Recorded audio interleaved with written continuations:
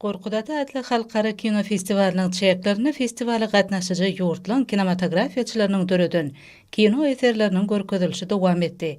Aşgabat kinoteatrına hemde Türkmenistan we Watan kinokonsert merkezlerine özüne çekeji gyzykly çeper hemde dokumental film bilen we multfilm bilen bir neçesi görkezildi. Paýtagtymyzyň medeni ojaklaryna görkezilen kino eserleriniň mazmunyny beýan edilýän wakalyň köpürlügi, insan durmuşynyň ähli ugurlaryny öz içine alýar. Olary düşüren rejissorlaryň kino sunugaty arkaly köpçülige ýetirmek isleýän pikirini ýurdun we halkynyň durmuşyny tolgundyrjy, şol sany milli mirasy hemde taryha degişli wakalyň üssü bilen insanperwer gatnaşyklaryň ileri tutulmalygy, ösdürilmeligi baradaky mazmun şarga çykyp geçýär. Munyň öňünde häzirki wagtda kino sunugatynyň döwrebäp ötüşleriniň ähli halklary parahatçylygy, dostlugy, yladaşyklygy, özleri hurmat goýmaga çagyrganlygyny, agda berligi, jewisligi berki diýen görkezýär.